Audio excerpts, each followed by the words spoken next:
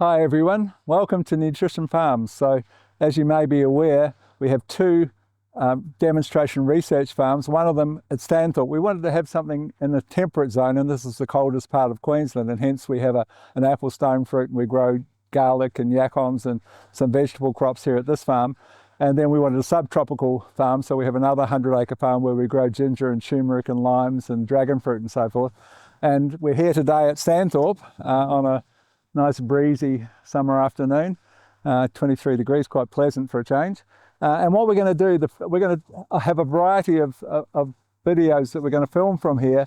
And the first of those is quite important, particularly if it could be home gardens, could be commercial, but we're going to teach you how to make the perfect potting mix. So I've got a commercial greenhouse at one of the farms, and we've done a lot of experimenting with potting mixes. And what you're going to learn here is one kick-ass potting mix. In fact, when you look at some of our seedling trays a little later, that will show you how to treat seedlings and a whole bunch of other things that are on the agenda for this weekend.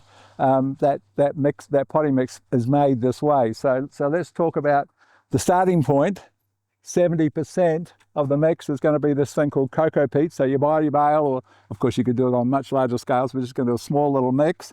But this is coco peat, big solid lump. Weighs 4 kilos. When it's wet down, it'll weigh about 10 kilos. So we put it into a barrow and we wet it down.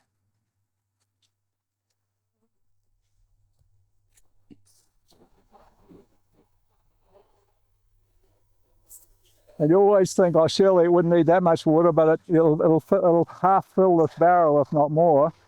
And after we've completed this demonstration with all the ingredients and made this beautiful potting mix, then you're in for a real treat, because you're going to learn how to grow your own mycorrhizal fungi in a bag with a certain crop that hosts mycorrhizal fungi in a grow bag with this very potting mix we just made. And we'll talk about how and why that works when we get to that segment.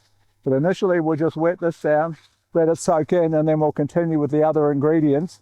But we're starting with our, as we mentioned, 10 kilos of coco peat will be the end amount once we've filled this up a bit. And then we'll start adding the other things and explaining their inclusion, the reasons that they're in there and how they're working and so forth. So that will do us for now.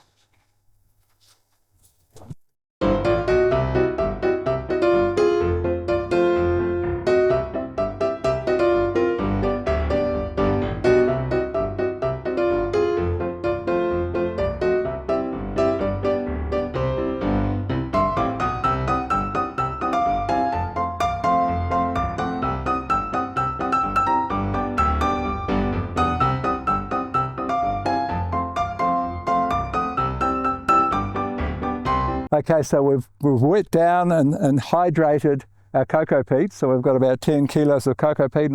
So we're going to now add our other ingredients. Now the starting point is one of our biggest selling dry composted fertilisers. Here it is here.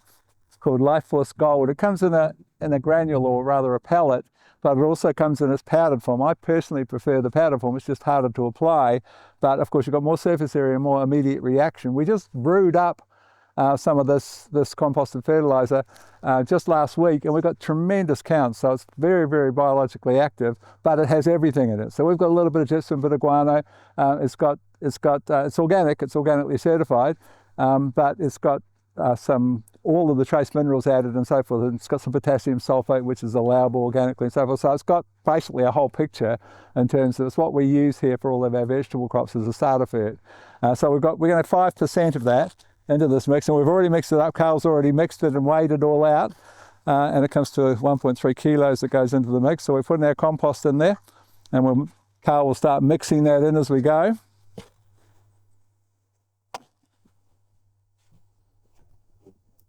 Beautiful looking mix. Now you notice Carl's wearing gloves. We've got advised that we were making a mistake in our first batch of videos, in the sense that we weren't doing the normal workplace health and safety things, which probably would involve wearing a mask as well. You're still dealing with compost and so forth, and traditionally, that's the model. You have gloves and you wear a mask. But Carl decided not to wear a mask, even though I insisted that he did. No, not really. But anyway, you get the idea. Now, the second component, now there's a reason for this. We mentioned that this substrate that we're producing, this potting mix that we're producing, we're going to then demonstrate the growing of your own mycorrhizal fungi in bags, and we'll talk how that works. But part of that story, and this is a very important reason for the next inclusion, is that we're adding some soft rock phosphate. Now, what's unique about soft rock phosphate is that it's not a rock, it's actually a clay. It's this thin layer of clay between the layers of traditional rock phosphate that they wash off, and it almost becomes a waste material because you can't treat it with phosphoric and sulfuric acid to create superphosphate or DAP, MAP. So, but in actual fact, it has very similar analysis to the rock, but because it's a clay that layers between the rocks, it's a colloidal clay, it's much, much smaller and much, much more easier for organisms to access. And so phosphate solubilizing organisms and fungi that release acids and make phosphate available kick in very quickly, and it becomes, in the American model, it's always been considered to be like a premier soil food. But in this instance, there's a specific reason. We've already got nutrients in there, we've already got some phosphate in there, but we want the clay component. We're saying, why not have the 10% phosphorus, the 28% clay, 28% calcium, the silica and the rich load of trace minerals tagged onto that clay. And the reason we want clay is quite simple. We're going to grow mycorrhizal fungi, and there's a huge requirement, an essential requirement when growing mycorrhizal, that you've got some clay component in there. They work in conjunction with clay chemistry. They work much better in terms of colonizing in the presence of a little bit of clay. So soft rock phosphate is our next inclusion. This is the bag here, NTS soft rock. Now, there's a really interesting thing with soft rock that we've offered a deal, and we're trying to just make it so farmers can access these things at better prices. You can only do this in bulk.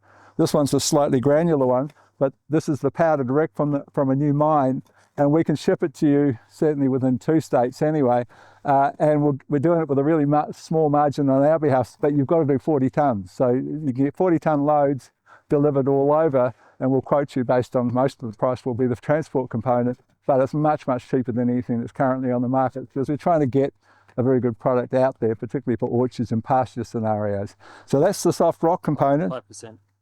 5% in total. So we started off with 70% of the mix is our coco peat, once it's been hydrated. 5% of Life Force Gold, 5% of the soft rock phosphate to give us that clay component. And then we're doing a real cutting edge compost. It's called carbon, and it's actually composted brown coal. So we've got all the nutrients and of course the high carbon, 68% carbon in brown coal, and that's why the product is called Life Force Carbon. But it's a very, very nice compost. It's a beautifully composted material, very high counts, and we're going to do 5% of compost in there. So this is our carbon that we're sprinkling in there now. Oh, it looks nice, doesn't it? Very nice product, that one. So of course the humic and fulvic acid have been made much more available during the composting of that brown coal. And as I said, very high carbon, much higher than a normal compost, because brown coal it's 1/3 brown coal in the compost, and you can't get much more than that because it blows out the carbon to nitrogen ratio. But 1/3 brown coal, and very, very clever composting strategy to come up with a very, very high carbon compost. And it's called carbon, as we mentioned. So Carl's mixed that all together. I'm getting off lightly here, thank you. And third component is a fairly important part of all potting mixes, and that's this thing called vermiculite. And so we're talking about 10% vermiculite. It's quite light, so that's quite a reasonable amount. You might use slightly less. We'll see how 10% looks at the end of it, but that's what I usually use in my commercial mix, the one that I do from my own commercial greenhouse. So we've got the 10% vermiculite. Of course, vermiculite pushes apart and opens up and gets that thing breathing, so it doesn't tighten up in the potting mix formula. So we've got our vermiculite we're working. No, that's not too much, is it? No, that's fine, that's good. So 10% vermiculite in there. And I think there's one other component. So the next component, when Carl's finished with that little mix, I'll just get that bit of plastic out of there. Thank you. The next component, when Carl's finished with that little mix, is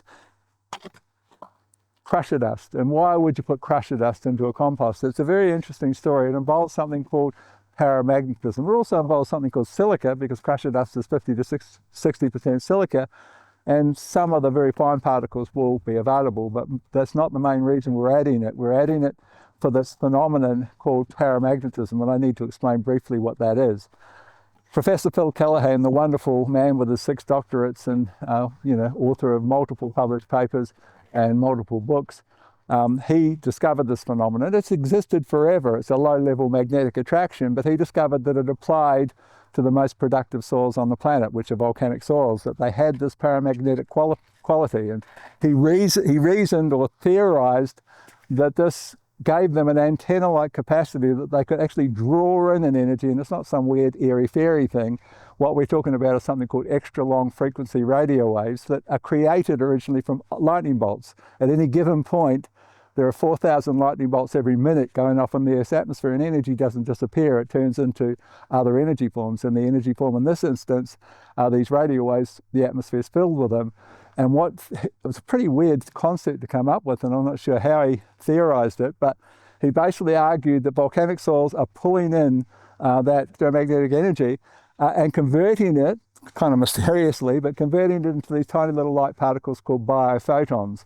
Now, biophotons were discovered by Dr. Fritz Popp, the German scientist, and basically during my interview, which was the last interview I ever held with Professor Callaghan, he told me about how he confirmed his theory and how delighted he was. He took some basalt over to Germany. He walked into Fritz Popp's lab and said, look, can you put this under your machine? You've got the only machine that can measure biophoton emissions. Can you measure? And the guy said, why would I put a rock under my €500,000 machine? And then realized who he was talking to, because Phil's fairly esteemed scientist, tested it, and Phil was just out of his mind to find that it was spitting out 4,000 biophotons per microsecond, so millions. So it's just pouring out light, measurable light, in these tiny light particles from basalt, which is the most paramagnetic of any natural material. And so he goes back to his hotel room, and then he thinks, why is it when you add basalt into compost, the compost becomes a different animal? So he bought some compost, took the rock, which wasn't dust, crushed it with a hammer, and put the dust into it, and then took it back the following morning before he flew out.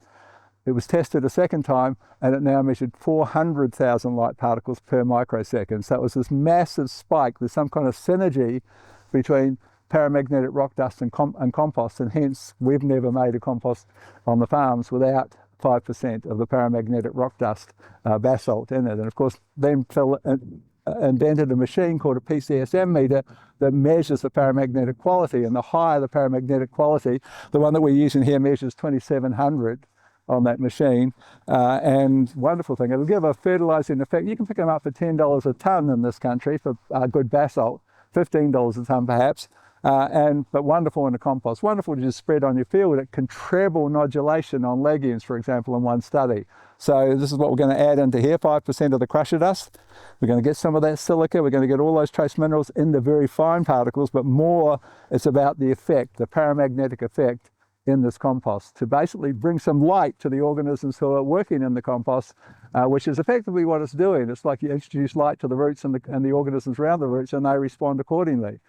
So this is what we're doing in the compost. It's an unusual concept, but it's certainly valid. And the very last inclusion, well, that looks nice. Look at this, beautiful. And the last, almost eat the stuff. Now, the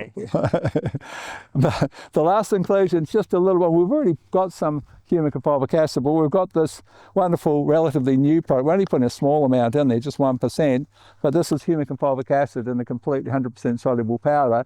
And all the wonderful things, of course, the fulvic being the most powerful bacterial stimulant, humic being the most powerful fungal stimulant, but together both having this auxin-like effect. And we want this root growth stimulating effect because auxins affect mycorrhizal fungi that we're going to grow in the bag next. So we're going to put this little bit of the fulvic acid powder scattered all over it evenly and then worked into it. I mean, it's only a few grams, or 100 grams, but it's going to make one hell of a potting mix when it's finished. So that, my friends, is how you make the perfect potting mix. And shortly we'll be showing you how you use that potting mix to grow your own mycorrhizal fungi. Thanks for watching. I'm just brushing away flies here.